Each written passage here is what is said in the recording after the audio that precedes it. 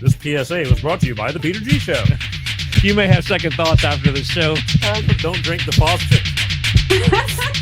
We're really talented. We should get Oscars. Just pick out a car, for Christ's sake. No, hi, my name is Peter. Yeah, I want. Here's good. Yeah. Madam Perry. I need to get back in the genie bottle. Louis from Pennsylvania, you're on. He likes it.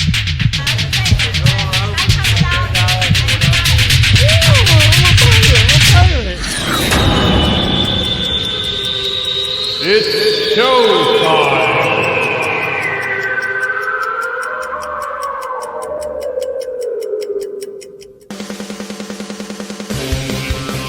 Peter G Show, Peter G Show, divorce dad, single dad, divorce dad, single dad, Peter G Show.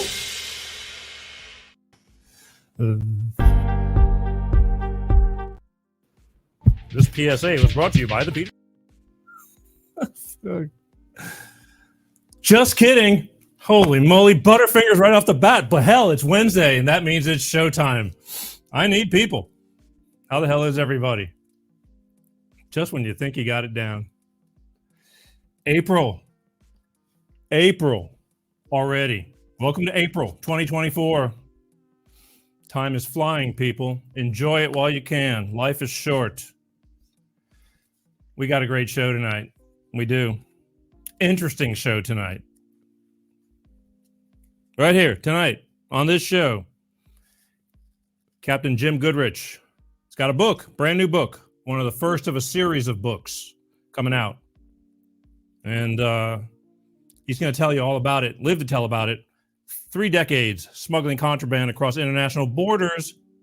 And it's an interesting book on top of it. He's quite a, he's got a background from childhood all the way through senior adulthood. And he's going to be on this show to tell you all about it. And he's going to be on in a couple of minutes. So you might want to hurry up and go to the bathroom, get your glass of wine, beer, whatever you want to do. Sit back and relax because this is interesting. I'm hard to keep the attention when I read books, but this one kept me going. And unfortunately, he leaves you on a cliffhanger. But that's because it's a series of books. But we're going to be talking to him in just a couple of minutes. Also, I want you to mark this for next week. As always, put this on your calendar, all right? Because I have talked about the Lahaina fires in the past. Well, I'm back at it again. Why? I'll tell you why. Because next Wednesday, April 10th, right here on this show, author Stephanie Perusi is going to be on this show. Burn Back Better. Lahaina fires. A perfect storm or a perfect crime. They didn't waste any time getting into this book because there's something going on over there. I truly believe it. And she wrote to tell about it. And she's going to be on this show Wednesday, April 10th, next week, to talk about this book. And she spends a lot of time over there and she's got a lot of insight. And you're not going to want to miss this because something don't smell right over there. That was a tragic thing amongst the many in this country, in this world, but she's going to come and talk about it. That's April 10th, right here. Burn Back Better, the Lahaina fires. You're not going to want to miss that as well. And lastly, as always, I love the people that watch this show. I truly do. I thank you for doing it. Please, please, please subscribe, follow all these different platforms. I need your help. These guys are making it very difficult for me to be seen on their platform. Why? Because I talk about things that they question, that they don't want to be out. But still, subscribe, follow. I'm on many different other platforms, your Facebooks, your LinkedIn's, all that kind of stuff, and BitChutes, Rumbles, X. I don't know. You know where it's easy. Google Peter G Show. You can find it. But please, support. I need your help. Peter G wants you. All right. Also, for those of you who are busy, I know it takes a lot of time to watch this show. You got to really want to watch it. I want to watch it. For those of you on the go, Google Peter G Show podcast, put an earbud in your ear. You can listen to the show on the audio podcast. We're on 26 different platforms. When you're at work, while you're driving the car, Lord knows commuting is a pain in the neck and it takes a lot of time. do something good, learn something, put an earbud in your ear and follow and listen to the Peter G Show via audio podcast. It's the next best thing to being here. Promise. And that's where that's at. But again, all roads lead to one. Speaking of all roads leading to one, and coming up in just a few minutes, I'm going to be bringing Jim on. But first, we want to hear from our good friends over at Clean Star Products with their money-saving fuel additive DX1 driver. And I'll be back in a minute. Hello, I'm Tyrone Thompson of CleanStarProducts.com. This is DX1 Driver in the news, and here's what our friends have to say. So I'm here to recap on the DX1 I've used. I put it in the oil and I put it in the gas. While I'm using it just for about 3 tanks. Cleaned everything out. I got every ounce of power back in my truck. When Jared's truck was new, it had a lot of power. Then over time, it began to slow down. He got it all back with our DX1 driver program. Something you got to see for yourself. It's a great product. It's affordable. And it blows all the other additives and esters out of the water. DX1 driver is the finest oil in the world from a California environmental company. It goes into the fuel system and the oil. It's the only green grade product qualified for the carbon credits program, giving you better fuel mileage, lower emissions, and increased horsepower. So join the fuel savings revolution today. Go to CleanStarProducts.com/shop.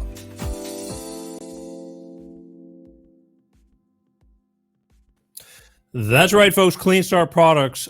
And all I can tell you is personal experience. They have a product that actually works. I use it. It does do something. It's not some snake oil. In fact, if you have questions, go to www.cleanstarproducts.com. There's a phone number there. You can call Ty Thompson directly. He wants to talk to you, answer any questions you may have. I'm telling you, he's got something that actually works. And should you decide after talking to him that you want to order this product, mention the Peter G Show. Very important. And you will get 5 bottles for the price of 4. That's right. You heard it here first, folks. Mention the Peter G Show, and he will get you 5 bottles for the price of 4. Just for checking it out on this show. Again, they know what I do, and they still sponsor me, so God bless them. So it's all good. But take care of your engine, and your engine will take care of you. It's just like take care of your body, the same thing. Also passes California emissions. If he'll do all that, it will pass anything. So he's got all the answers. Go get you some. I'm telling you, it works. All right, take a sip. Salute. Woo!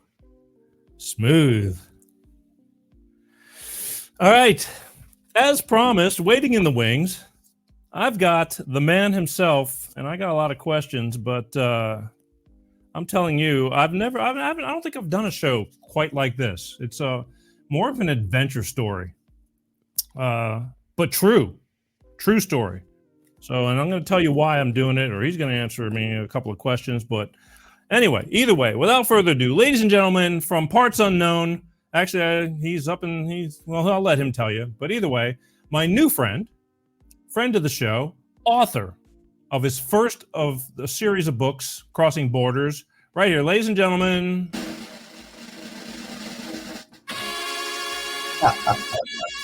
Captain Jim Goodrich, how are you? Doing well, and hi everybody. Welcome to the show. This is I'm not sure Peter is aware of this, but I'm losing my talk show virginity tonight.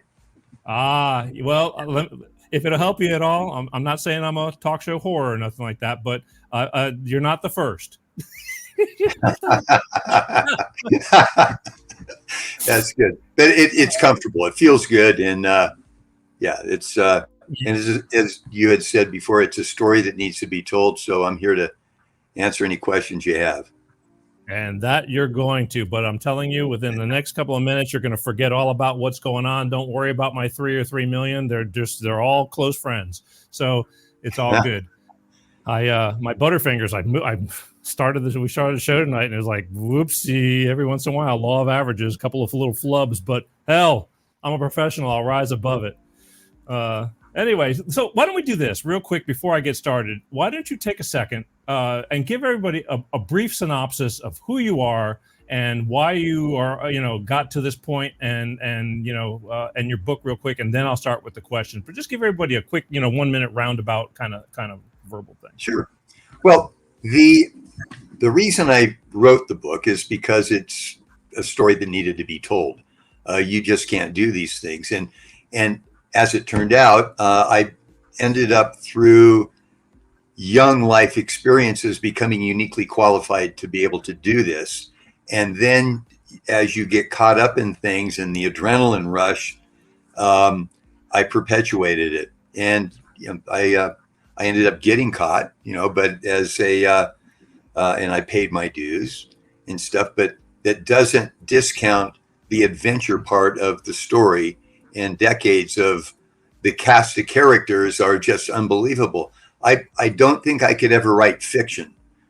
The reality of my life has been just amazing as it is. So I'm just telling it like it is. I'm not adding anything, and I'm not taking much out, except I did change names to protect the guilty. All right. Gotcha. Well, again, because I read your book, and I didn't know what I was getting into, quite frankly. I mean, I didn't really have I had an idea, but I didn't have an idea. And by the way, we're already getting let's say, hey, Pensacola loves you. Maybe they love you, because I don't know if they love me or not. But somebody loves somebody. I appreciate that. If it was Fort Lauderdale, I'd have to say it was probably me. Oh, okay. Well, maybe you never know. It's still early in the night. That's Right. book 6. So I checked. I started with the book, and you started. We're going to start really quick. I mean, there's a lot to go through, so we're going to have to blow through it, kind of quickly, because of the fact that there's so much, information that you put in. Very detailed book, but yet it kept me glued to. It wasn't boring, and that was something within itself, because I have a hard time keeping my attention to certain books. But I read your book from first page to last page. It took me a while, but I did it, and because I wanted to. So let's check out. You started out as a young child in Hollywood because you grew up in Southern California, correct? Correct. That's right. Yeah. So I mean, I got a couple of pictures, but I mean, you got into show business as a child. Well, my family, I grew up in a family of ballroom dancers, of all things. My uncle, who was 4 years older than I ended up being the California Starball champion. So it was a generational thing. And then one day I got a call from him, and he said, "Hey, there's a tryout for Alvin and the Chipmunks." And I said, "Okay, I mean, what?" I thought that was a cartoon. He goes, "No, they're doing a benefit show to local hospitals in the LA County area, and just go try out for it." So I did. And there were, I think, 200 plus kids that tried out for it. And I ended up getting the part of Alvin, not because of my astute ability to act or dance, but because of my size. Alvin was the smallest one. Theodore and Simon were the tall ones, So Gotcha. Anyway, and that started a career. The producer of the show ended up sending me to an agent and a drama coach. And then it just started snowballing. I would go and try out for parts, mostly got rejected. That's the nature of the business. Yeah. And then I snag a part here and a part there, and ended up getting a part in a Disney movie called A Tiger Walks, and some commercials. The one that I starred in was a Bell Brand potato chip commercial, and I was the only one in it. It was great. It was a 30-second commercial. So yeah, that, and then I was in a lot of stage plays up until my late teens. And right out of high school, I was doing a lot of stage plays, and that's where the craft really started. I started getting good at it. Yeah, started mastering it. Let's look at here's one of your promo headshots and all that. I mean that you had. That is totally the look. I mean, right there, that, as a child actor, I mean, that was pretty much, strapping young lad right there, Jim. Yeah. When I had hair. Yeah. Well, we're all trying to hold on. Shave it. We're all trying to hold on. It's good. But the thing was, that's shit, that's stardom right there. Hollywood at its best. But yes, you were. So you were in Disney's. There's another one, A Tiger Walk. That was the movie. And what year was that? 64. 1964. I was 13 years old. Wow. Yeah. Oh, there you go. And I read you met Walt Disney? I did. It was a fluke, and I actually ran into him twice. He was in his trench coat, even though it was like a summer day. But he always liked to wear this trench coat. It was his uniform practically. And he would just walk around and check things out and introduce people. And I had just been with a guy named Sabu. It was his last movie. He was famous for the Elephant Boy movie. And he was way back in the days when there were silent movies. But he took me under his wing, and one day we both ran into Walt, and Walt was amazing because he actually knew which movie I was working on, there's a lot going on out there. There's probably 6 different productions going on simultaneously. How could he keep up with something like that? But he did. And it was a peak experience. I'll never forget it. It's like etched in cerebral granite to this day, meeting him. And he actually bent down to be at the same level I was. So we would see eye to eye, and introduced himself and shook my hand. Yeah, it's pretty amazing. Wow. Well, that's what made Walt, I guess, I mean, he was definitely, one of the, that's what made him who he was and why he got what he got. I mean, that kind of a guy. Wow. Yeah. I just erased your buddy put a comment in, but I just, cause I'm getting spammed already. It's like, these people, and I just erased your buddy Jeff's comment by accident. Sorry, Jeff.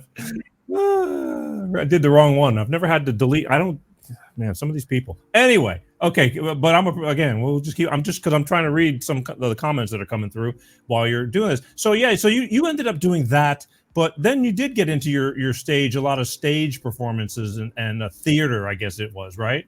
Yeah. And you actually won an award for that too as a kid, right there. That was for Anti-Mame in Long Beach Community Playhouse. And, Long Beach Community Playhouse spawned a lot of actors that went on to be pretty famous. And so it was quite an award, for me, for a little kid. I think I was, by the time I got around to that, I was 14, maybe 15, because it was an annual event. The movie, we shot it when I was 13, but it didn't come out until I was 14. And then that play was when I think it was 14 or 15. So, wow. Like I said, you started out with that whole thing, but then you kind of shifted gears. I mean, when did you come out of doing the Hollywood stuff and then shifted into, you broke into sailing and things like that. I mean, with that community, surfing. Okay. Surfing, of course, being in Southern California, I grew up in Long Beach. And so, it was there was the thing to do. That's what we all did. We built our own skateboards, started surfing in the 50s still. I'm 73 now. And what was interesting is that Long Beach had a program. They have a fund. It's called the Tideland Oil Fund.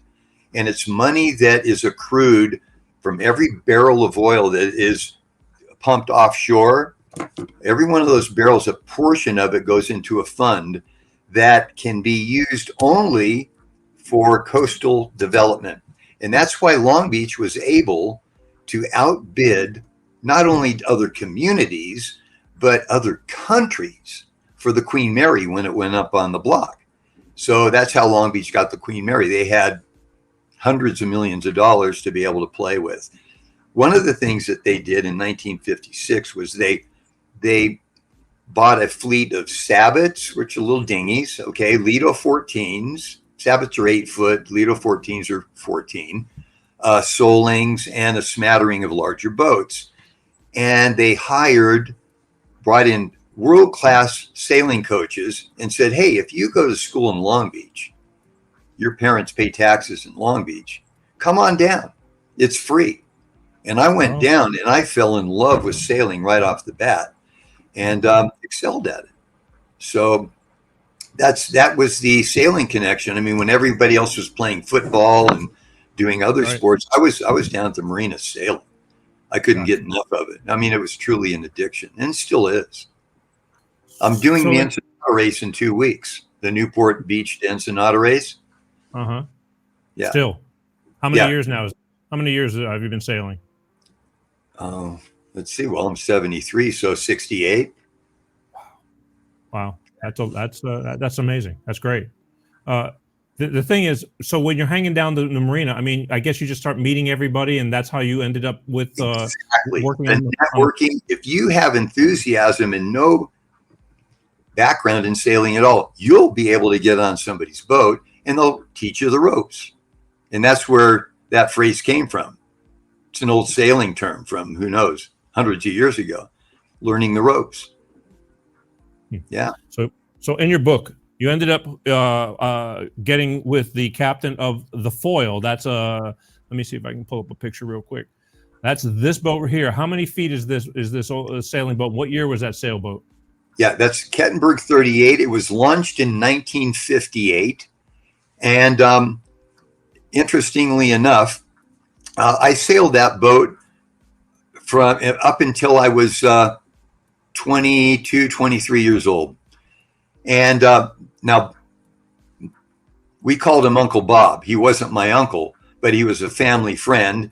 And he took me under his wing because he saw, hey, I know how to sail. We spoke the same language. And he was it was the first big boat, ocean racer, that I got on. And I went, whoa, this is what I want to do the rest of my life. Seriously. That feeling of being on the bow of the boat and coming down a swell. And, surfing, yeah, I still surf. I still love surfing. But, man, being at the helm and putting that tiller over and carving down a big wave, a big swell, there's nothing like it. So that boat, as it turns out, ended up being as you read, being the first boat that I brought my first load of marijuana up from Mexico in 1969, right out of high school. But there's a missing ingredient here. I had been smuggling from the time I was 9 until I was 18. My mother has a real affection for parrots. And of course, I do too, to this day.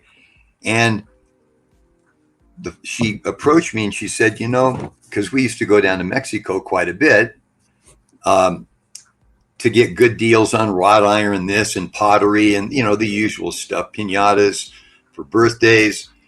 Anyway, she said, those poor birds down there, she said, what do you think if we just bring one home? And we did. And we had it in a brown paper bag with a couple of holes in the bag and put it under the seat. And that was the first time we did it, and got the bird back to really good health. And we started doing that infrequently, but every ostensibly it was for helping the bird and having a multiple stream of income, selling them to the local breeders. My mom ended up being sort of like the local cat lady of the neighborhood. She was the bird lady, and she had a hard time getting rid of the birds. There were times when we had a bunch of birds. They were all healthy. She brought them back to health.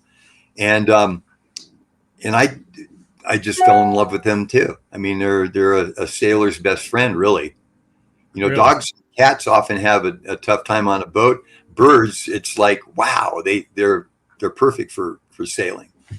So I've sailed all over the planet. So up until I was 18, we were bringing birds back.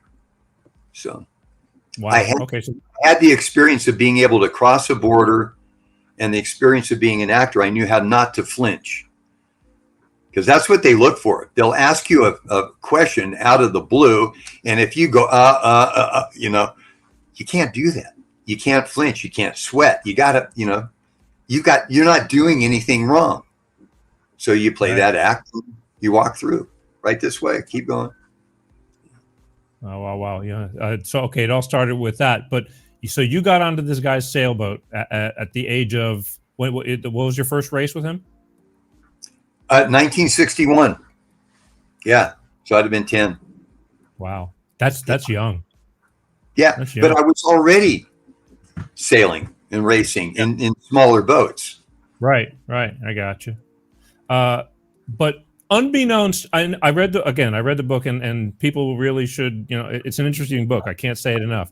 But the thing that got me was you smuggled your first load of pot or marijuana unbeknownst to this captain of this boat. Yeah. Because of sustained some injuries in Mexico while you were over there. I mean, you didn't even know what you were going to be doing, and you just kind of did it. And that started the whole thing? That started the whole thing. It was an interesting mixture of events whereby he injured himself, really, or he was injured. Let's call it a bar fight. But, there was, it was the first year that the Hells Angels came down and decided, hey, Cinco de Mayo, because that's when the Ensenada race used to take place. Doesn't anymore. It's the week or two before Cinco de Mayo, because it was like water and oil. It just didn't mix the two crowds. And, and sailors can be pretty tough too. So, I mean, it was better to just pull back and separate the two groups. But that year, 69, was a banner year down there, and there were a lot of problems that occurred, and he was the recipient of a big problem. He was in the hospital for months. Wow. So he needed somebody to take his boat back, and he trusted me, and so I hitchhiked down to Mexico I got my diploma. Instead of going back to my seat, I just kept walking off stage out of the stadium, the high school I graduated from, went over to a friend's house. We had this all planned, and we hitchhiked down to Ensenada. And circumstances were that a good friend of ours, somebody that we actually helped put in business over the years, became a sailmaker.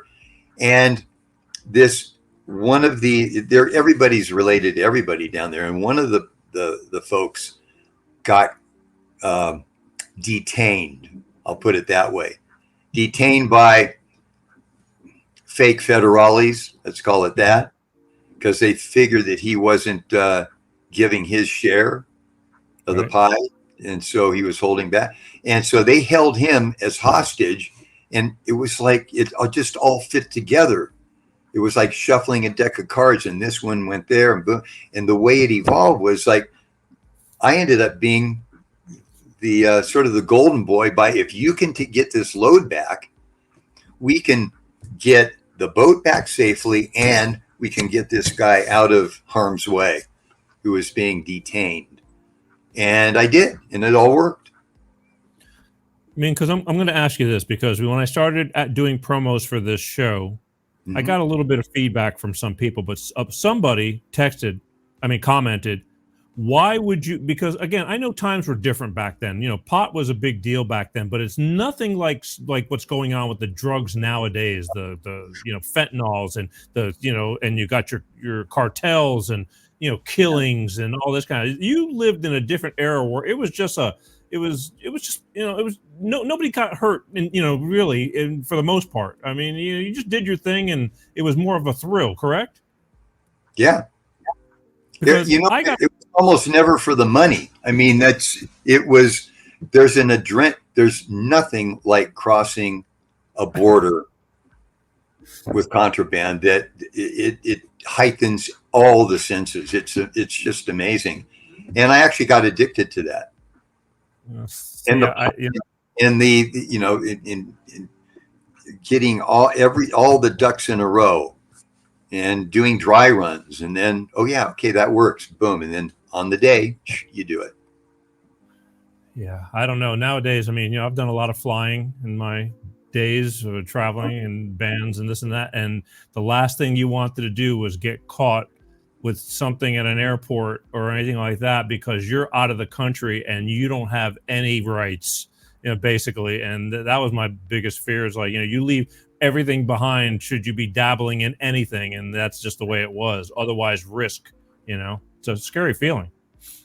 Well, one of I believe this may still be true, maybe not, because I've been out of it for quite some time. But if I was using racing yachts and they seem to have a don't touch, just let them go. It's a racing yacht. What would they be doing that? Right. They were all clean and everything ship-shape. The guys who were sitting around smoking doobies, playing guitar, and their boats unkept, they were the ones that got the attention. Right. Whole different breed of people that you hung out with. Money, clean cut. Yeah. Not long after this picture, well, maybe less than a year after the picture of the front of the book, I cut my hair because it was starting to attract attention in a way that wasn't healthy for me. Right. You were a dude. Yeah. I again, back to this comment, because somebody said that in the comment, I guess, unknowingly, why would I want to have somebody like you who did what you did on my show and promote it? What would be your answer for that? Well, first of all, I got caught and I did my time. So I paid my dues. And the big part of writing this book is to show how, because I didn't have to make anything up. I just told it exactly how it was and chronologically.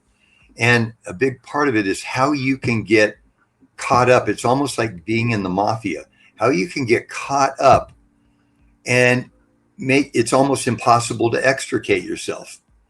And again, it was marijuana for the majority. Okay, then it graduated to hashish. And then when I ended up going full tilt, with cocaine, I got caught. And all that's wired up now. There's always ways to rationalize things. You read the accounts of the Iran-Contra folks, and they were, the government was legally bringing stuff in, and you go, oh my God, what? I'm just a little guy doing an independent thing here. And then you rationalize it saying, I don't have a problem with it, with the using it. I'm not, I'm the guy who wanted to get up and go surfing earlier. So I wasn't into all-nighters, and that sort of thing. I guess I don't have an addictive personality that way, except for healthy things, so. It seemed to me, Mexico back then was a simpler time, a lot less complicated, and you could go to, it really looks like when you were down there, and you were down there a lot, you had a good time while you were there. It wasn't, the pressure was, it just a different way of life. Exactly. Wow. Oh, wow. Because again, at first glance, and I get, a lot of people are just headline readers.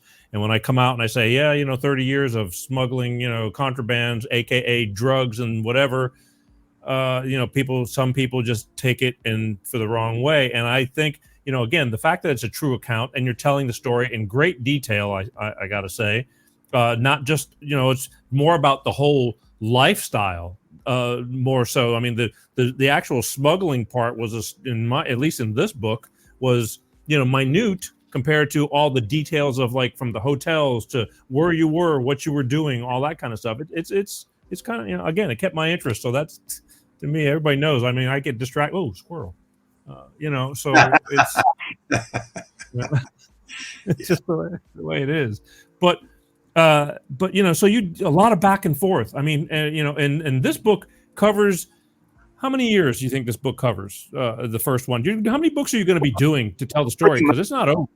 Yeah, no, it's probably, I would say, from 2 years old, because you saw the picture of me and on a bureau down in Mexico, and that was a New Year's of 1953. So I was 2 years old. Yeah. So when you did the final, because at the end you did one load. You did a load of marijuana, pot, whatever, via airplane. Yes. What year did that end? Before that's the end of the book, basically for right now. Yeah, 1971. 1971. So we're talking. That's more than a decade right there. Your childhood. That was just setting up everything to how you grew up and grew into the whole. It was 2 years after. 2 years after I sailed a load back. Okay. And actually, I was a bit player in that. I was working at an airport, an airstrip, a dirt airstrip down in Mexico. But the way it evolved was I ended up being key on the subsequent one, and that starts book 2. Gotcha. And how many books do you think it's going to take to tell Captain Jim's whole story? 6. 6. Yeah. Oh, you're going to be busy for a while. Yeah. Well, I just got 12 chapters into the editor, and I'm fine tuning another 6 of those chapters, and then you pick the pictures that correspond with the time. Right. And that'll be for book 2. Yeah, that's book 2. Another thing I'd like to say is that, I made a lot of mistakes. In retrospect, I can look back and say, I went a little bit too far there, and then I got caught into it. Mm-hmm. I wasn't completely solo. Everybody works for somebody to some degree, and my success at being able to do that. There were times later on, there were 7 of us boats that crossed the Atlantic to Europe. I was the only one who showed up. Yeah. So sometimes success, that's in book 4. Oh, yeah. Damn. Yeah. Keep everybody hanging.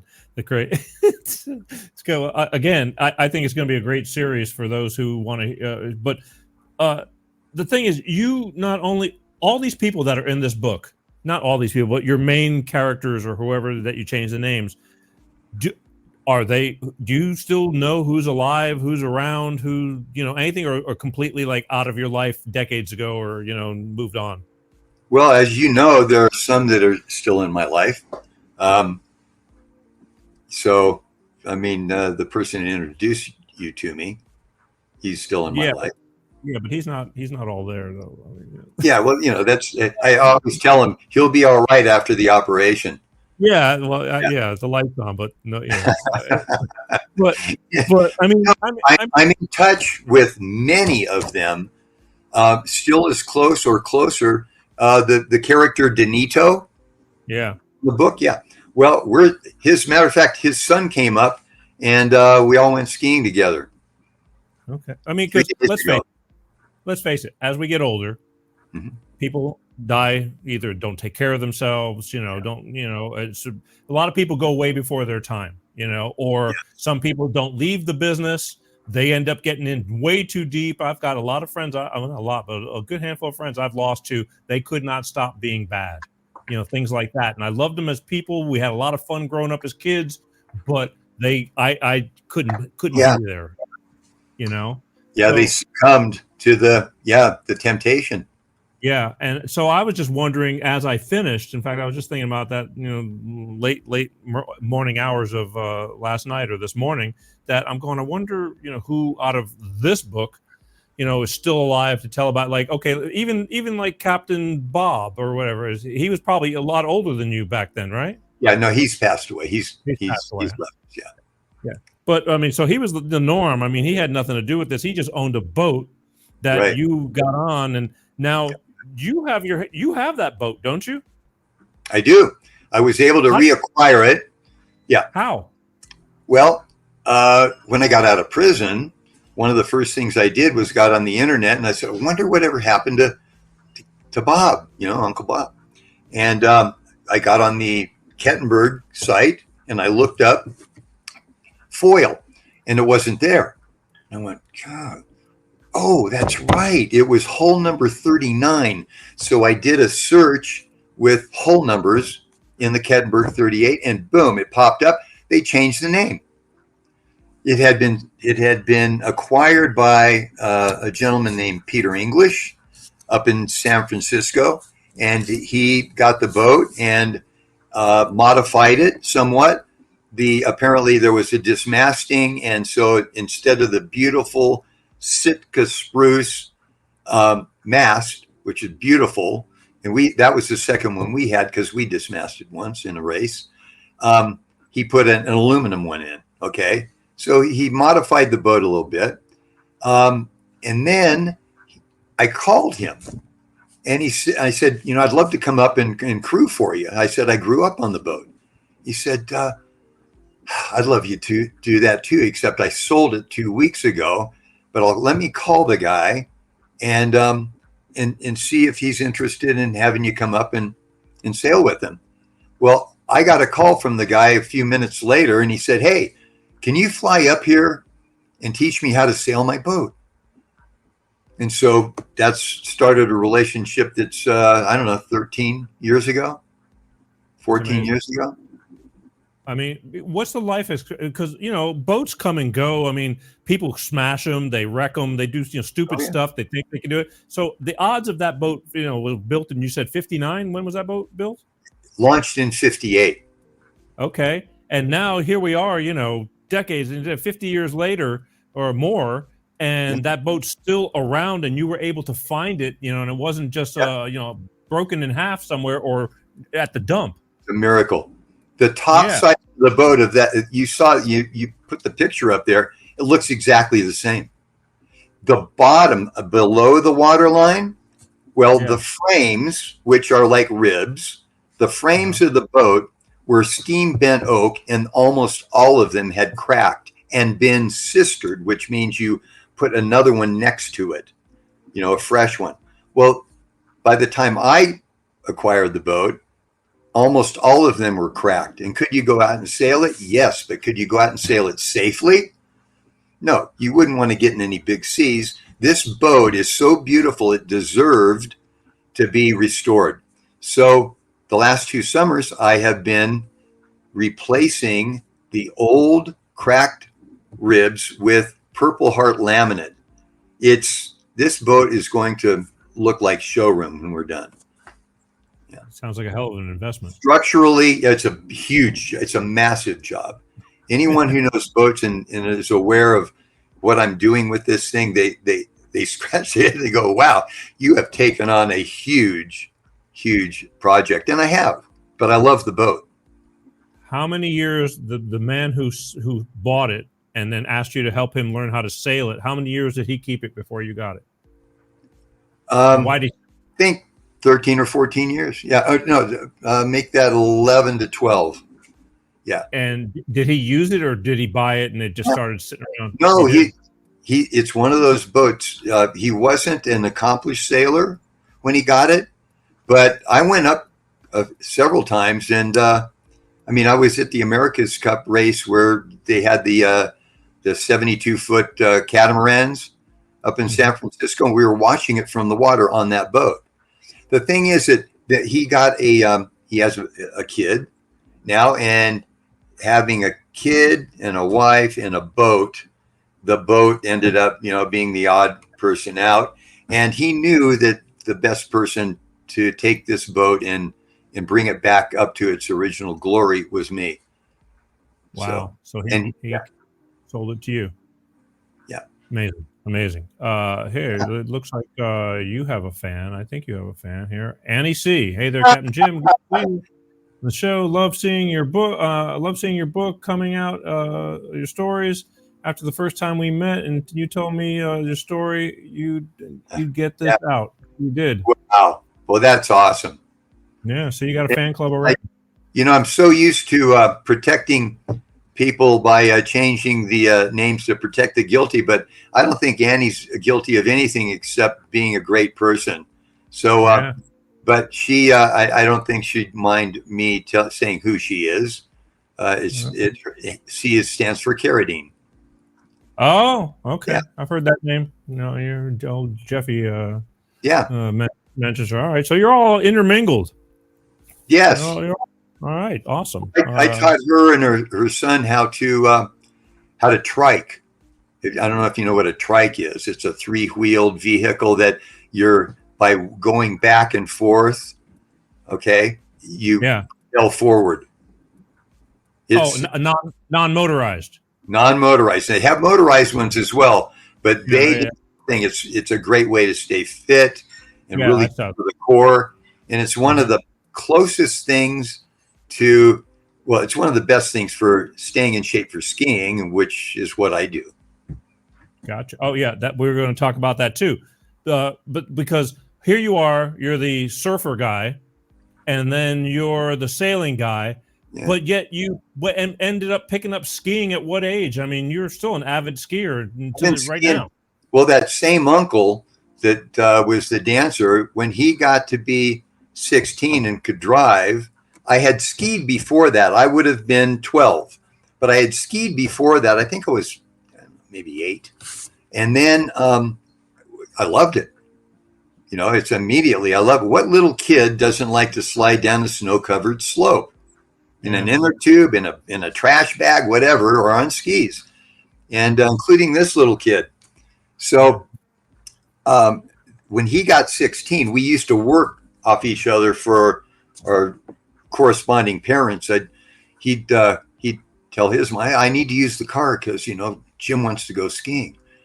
And I'd tell my parents, well, Bob doesn't want to drive up there alone, so I need to go skiing with him. You know, that kind of thing. We worked both ends from the middle. Yeah. One of the beauties of California. You got the ocean, and then an hour, 2 hours, you can be up in, you know, Big Bear, or, you know, if you want to do Mammoth, like you, a little further, but all the above. It's doable. It's doable. And let me see what we got here. Here's a picture. Explain this picture. Yeah. Well, that's, I believe that was 1970, could have been 71.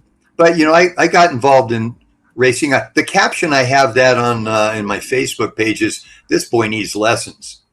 But it's, you know, back then, the shape skis hadn't really been refined yet. They were just starting. Prior to that, when I started skiing on, were straight skis. They didn't have a curvature to them. Nowadays, it's so much easier for people to learn how to ski now with the equipment. The equipment has been a big plus for us. And you still ski, and you're skiing right now. I was skiing all today. Yeah, I instruct. I teach people how to ski. So wow. So all this stuff has stuck with you. I mean, you haven't really changed much course, except just doing away with the smuggling end of it. Well, it's called getting paid for having fun. And, you know, I've been teaching something. I was teaching young kids younger than me, how to sail when I was a preteen. Because I got to sail and get paid for it. So that was always the way to do it. And I've been competing for a long time. I mean, I've got I brought in a lot of first, second, and third places in a lot of races over my career. So, yeah. Yeah. Well, again, you know, it's pretty much this book tells that story for setting you up for, I mean, who you were as a child and how you became, you know, and got shaped up and you know, into the whole thing. And it's and now but then again, like I said, the book stops at a certain point, and we had to talk about, you know, where you're at right now, because, you know, the boat you have and things like that are all going to be showing up, I guess, in the future. But this is an old picture, right? This is July 72. Yeah. Is what it's. Now, is that just the boat? It's time for the boat to come in because the ocean has done its job on it, and you just have to completely redo the outside. Is that what that was? Essentially, but more specifically, when you have a varnished hulled boat as opposed to a painted out boat, you have a varnished hulled boat. It's about every 8 years, you need to do what's called wooding it. And that's bringing it down to bare wood. And it's a process. I mean, Yeah. right there, that's the scraping process. And then there's Yeah. the sanding process. And then there's the fine sanding process. Then you bleach it with oxalic acid, let that dry. And then you sand that out. Okay. Yeah. Then you put the stain on. And that, again, that's Honduras mahogany. So you use a stain that is appropriate for it. And then you start varnishing. And you have to put 8 coats of varnish initially on it. And if you get it right and the weather cooperates and the humidity level is just right, you can do that in 8 days. Okay. If it's not, it could take you, I mean, you don't want to varnish just to varnish if the humidity's too high or it's too cold and it won't set up, it'll fog up. It's a science to it, but it's beautiful. And those are matching planks. Paul Kettenberg saved the woods and he designed the boat, and it was built, that was at the Kettenberg Yard down in San Diego on Shelter Island. That picture was taken in 72. So I would have been 21 years old when that was taken. But he saved the woods as they were coming in, being shipped in from Honduras. He would wet them, and the planks that matched that gold, red, flashing mahogany, beautiful look, he'd say, put that over in that pile. And when he had enough to build a boat, he did. How often did you have to do something like this? How many years could you? Every 8 years. Yeah. How many? Every 8. 8 years. That's pretty good. I mean, because the salt water's, harsh. It does a lot of. It eats It's up. pretty good. Now, every year you haul the boat out, put new bottom paint on it, and you put another coat of varnish. You lightly sand it with a very fine 200 or 400, and then put another coat of varnish on, and it just revives it. Yeah. Right. A lot of terminology with you guys, with the sailing that I am definitely not familiar with. I mean, as I was reading the book, because it's sailor talk, but you definitely, I mean, I don't want to veer away from the whole smuggling thing, but this was a major part of, you had to have this to do that, so to speak. Correct? Exactly. Yeah. Yeah, exactly. I mean, later on in the other books, because the only story is their very first time with the boat in this book, and then the second story was, the airplane stuff. You froze. I froze. Sorry. The second time around was the airplane stuff. What's happened? I don't know. I'm right here. Oh, you are now. Yeah. No, I don't You know. froze for a second on mine. Technology. So as I was saying, the first trip that you did was with the boat, and then the second time around was this big planning to be doing it with an airplane. So you don't hear a whole lot about the boats, but I'm sure that in the future you did a whole lot of boat stuff. Mostly. There's another. I've done it just about every way except tunneling. Seriously. Okay. Yeah. Wow. What other ways are there? Walking it. Okay. Now you can't get much that way, but it depends on what the product is. By the way, I just want to interject this real quick. It's Sure. a two-way street. We used to take down, and it would be considered smuggling. We used to take down generators, the Honda generators, down to little fishing villages in Mexico, like for the Manzanillo race and for the various races that go from Southern California. It used to be the Acapulco race, and that was changed to the Manzanillo. You got the Puerto Vallarta race, the Cabo San Lucas race, the Mazatlan race. There are various races down there. Then you have the Mexorc series, which is a regatta that's a week long that boats go down there just to do this week long event, kind of like Antigua Race Week, similar sort of thing in Mexico. So, and we would take things that they needed down there, and Bob would be well aware of it, Uncle Bob. I mean, we took down, Manny, the guy who had the sail shop, who made the sail bags for me.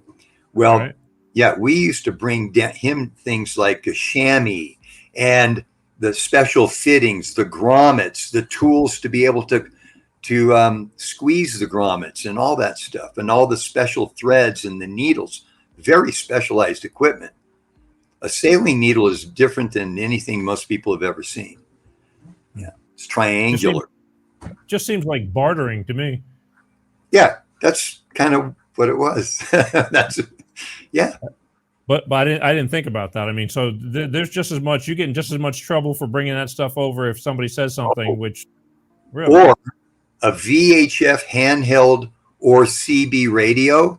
Back then, remember they used to have when Nixon was just when Ford took over, they had a thing called Operation Cooperation, and that was the policy between the United States and Mexico.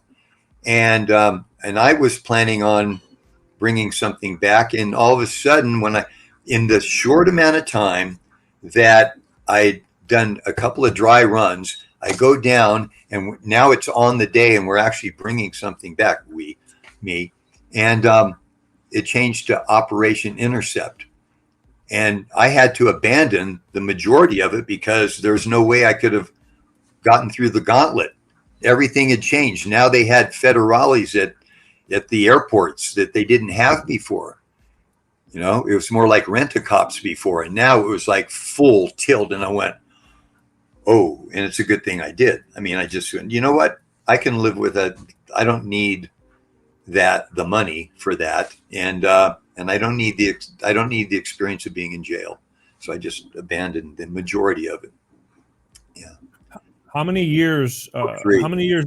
No, but how many years did you go before? Because again, it's not in the book. But I just you got to give me a few. Throw me a couple of little bones here. But sure. How old were you when you? How many years did you do this? And how old were you when you finally got busted and went to prison? Yeah. So that was 1998. Okay. So I was 47 years old. I had just turned 48. Yeah. How much time did you have to do? 7.25 years. I was lucky. You did? Yeah. Yeah. Yeah. No, I had a 20-year sentence, but oh damn. But circumstances, the person I was protecting ended up. His son got caught in England because now it was international. It wasn't the United States. It's like name a country, mostly right. Europe and Australia.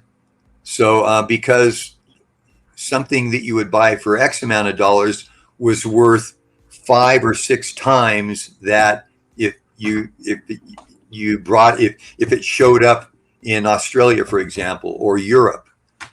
And the person who ran Europe distribution, he did. His son fingered me on something that when I was sentenced at my 20 years, I was brought down, and there were a room full of agents from the different agencies, all the 3-letter agencies. And they said, well, let's talk. And I said, about what? And they said, well, nobody has 2 tons on their first rodeo. You must have a history. And I said, I can't talk about anything. I have a family. And it was like that for 6.5 years. And then I got a supersede. And they said, the good cop, bad cop thing. Hey, punk, whatever you don't tell us right now today, and we find out about later, and we will supersede indict you. So 6.5 years into my bit, I got a superseding indictment. I read it and I went, oh yeah, that's my ticket out. I played by the rules. They didn't. The son of the guy I had been protecting this whole time got caught with, I don't know if it was 2 grams or 2 ounces over in England. And he gave me up like that. Bam. And so when they superseded and indict me, I was looking at life. And I said, they said, do you want to play? And I said, you bet. So we played, and I went over and I testified 3 times over in England. And I brought that organization down. Because of the sun ratting on you. You're yeah, kind of exactly kind of fair game. That's how it works. Totally fair. Totally fair game. Yeah. Huh. Wow. And And well so documented, by the way, the court records and all of it. That's the thing about my life. It's been well documented from my acting and being, having newspaper articles growing up, to all of the photos that I've taken, to the actual contemporaneous logs. Since I've been sailing as a preteen, I've been keeping a log. And so people go, how do you have such a great memory? Well, you remember peak experiences, number one.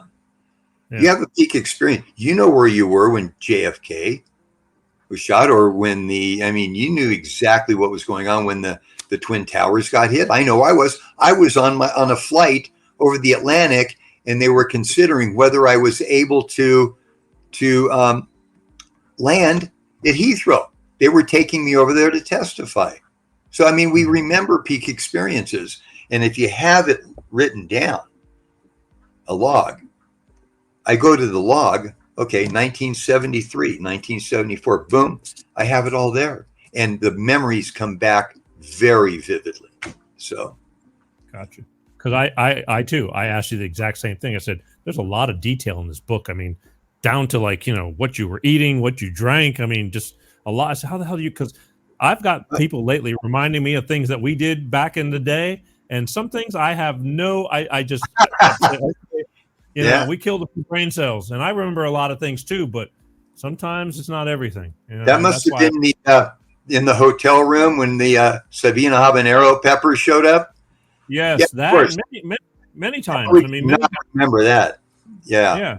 Well, but there was other things, the senior frogs, the other, all that stuff takes a lot, because when you've had that much and you're partaking in having a good time and everything through the years, you kind of tend to have to make room for other things to, but you got it all down there. Pretty good. Pretty good. I just tell people, I was told we had a great time. That's, if I can't remember, they said we had a great time. That's all. I think I've always known that I had a story, even as a youngster, that I had a story that would need to be told. My mother put me on a bus at 5 years old to go from Long Beach to go to Phoenix, Arizona, where my grandparents were going to pick me up. You can't do that today. I don't think they allow kids to do that. And then grandparents put me on a plane to come back. And the folks that were sitting across the aisle from me, I started chatting with them and invited them to go to Disneyland for selfish reasons. And when my parents picked me up, I made sure that they all introduced, and they said, "Oh, your son said that you guys would love to take us to Disneyland or show us around." Not that they were going to pay for it or anything, but just. Yeah. And then my parents looked at me and went, "Typical, Yeah. And we did, and we're still friends with that family to this day. Oh, wow. They're from Le Havre, France. Yeah. Wow. Yeah. Connection. Look, it was a different time back then. You didn't worry about your kid getting snatched or all the crazy shit going on now, which drives me absolutely crazy. But that's a whole nother show which will be coming up. Yeah. But it was a different time. You could do that. You could walk the streets. You could go places and not be worried about your safety. Yeah. So another time. Look, it's getting kind of crazy, because I told you time was going to start flying, and it is flying. If there's anything you could tell anybody about this book, and we're going to get to how they can find it and all that, what would you say about this and all the upcoming stuff? Because I think it's a pretty interesting book, but that's my opinion. Well, I would say it's the result of having put the story down on paper and had a handful of trusted colleagues read it, and the feedback that I got was, "Jim, it's a great story. We've heard so many different parts of it in conversation. We know the stories, and you tell it really well. And I need to do an audio book because of that, I think. But it's going all over the place. It's not chronological. I think it's going to have a better dynamic if you explain to people how you got involved in this in the first place. So I reconfigured, I took the chapters and made them chronological from the beginning. So that's why I call it the origin story. Because once people understand how did I have choices that help perpetuate this? Yes. But there's a certain, as you know, Shakespeare said that there's a tide in the affairs of men that when taken at the flood lead to this, and if taken at the ebb lead to that. And sometimes you just get swept away. And there was an element of that in this thing. This whole, I hadn't really intended on going down, and I didn't have a plan. It just sort of came together when I brought that first load back. And then I thought that, well, this is way too easy. And was I wrong? Yeah. Well, I think it's a great story. Again, the first of many books, and if the rest of the books end up being as detailed and interesting as this, I think you're going to be doing really, really well. But you're going to be really, really busy, continually writing these books. But let's tell everybody how they can find your book. You have a website, correct? crossingborders.life. Yep. And then, of course, it's available on Amazon. I went and looked. It's self-published. There were options there as well. And there were folks that had inside tracks on publishing it this way, that way. And all of them took more time than I wanted to take. I knew the book was ready. But most importantly, they would have some level of editing control. And it was like, no, I can't. One of my friends is Billy Hayes. He's Midnight Express. Okay. Yeah, he's the person in Midnight Express. And of course, I met him after I got out, and we have mutual friends who introduced us. And I mean, he's still upset, and I think rightly so, that the person who did the screenplay of that, which was, oh boy, what's his name again? He got an Oscar for it. He went on to do Kennedy and many other shows, but movies. But he wrote in that that Billy had killed somebody, and he didn't. But they wanted to make the movie more exciting, and I didn't want anyone to. The story doesn't need anybody to enhance it. Right. I just told it exactly how it was. So it's got a life of its own. Yeah. Wow. Well, again, I'm going to tell you, kept my interest, which is hard to do. So congratulations on the first of many. And for those of you out there, you want to get a hold of, do you want to learn more about Captain Jim Goodrich? You can go to his website right there, www.crossingborders.life. It's got information on him. You even have a link on how to get the book over on Amazon. Yep. And stay in touch and keep up with the Joneses and all that kind of stuff. And I think that's a pretty darn good deal. But again, the time just flies. But until next time, I guess we're going to have to we'll pick this up and see where we go from there. Well, this has been great. I appreciate you having me on. No, I appreciate it too. I appreciate you. And I want to give a special thanks to our mutual friend, Jeff Pearson, for making this happen. And Annie for chiming in. I'm stoked. Yeah. I take most of the stuff from Jeff with a grain of salt because, again, but he's really, and so is Annie. They're very good on a yacht. And I run a 50-foot Santa Cruz out of now it's out of Oxnard, but it was out of port for years, and they've been sailing with me a number of times, and it's always a great experience. Yeah. He would tell me. Because, again, I spend a lot of time with Jeff, and he would tell me when he's going to go do these things. And I remember, but I had no idea it was you because I didn't know you. He just talked, just some friend. And again, everything happens for a reason. And here we are. And you got a book. Yeah. And you got to come sailing one of these days. Well, I would be. Listen, I appreciate that, and I would be more than happy to come hang out. But I would be what you called, and I saw in your book, rail meat. Right. Yeah. Well, they're accepted. Yeah, because again, I know nothing about sailing. I'm a motor guy. Yeah. But I love the ocean. I mean, I grew up in the Gulf Coast of of Pensacola and things like that. In fact, back in the '80s, we'd get bales that wash up onto shore and things like that. Back in the day, that was like an excitement. If somebody found something, all wrapped up. Well, but, I had little over a ton of Moroccan hash that ended up on beaches in North Carolina. Sure. Yeah. Shit happens. So Yeah. you gotta go. Dump it. Wow. Well, anyway. All right, listen. But anyway, thank you. Yes. Thank you. And we'll be in touch. But again, last chance, people, get a big look at Captain Jim right here. And don't forget to go to his website, crossingborders.life, and check him out, send him a message, whatever, and buy his book. Because it's a good book. I mean, I'm not just saying it. It's like I'm telling you, it's a good book. I didn't know what I was getting ready to read.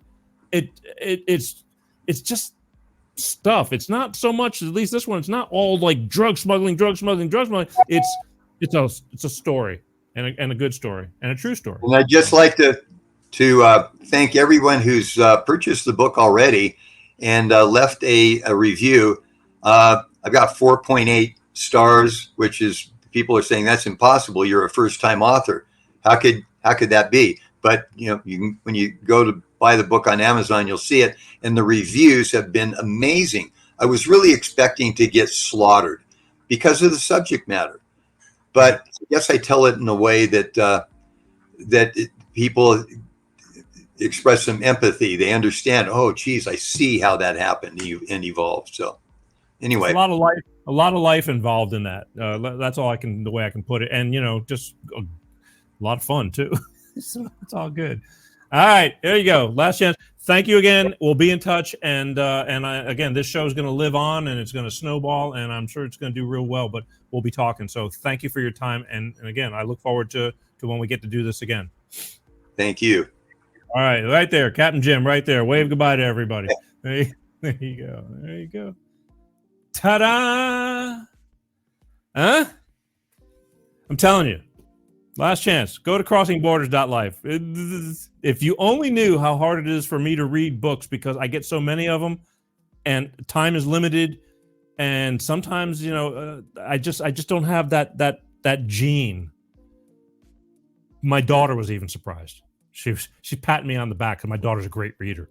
She loves to read, but she said, "Dad, just start and do it." And I did. And then I found myself wanting to do it, which is very, very rare. So good book, good story. Go out and get you one.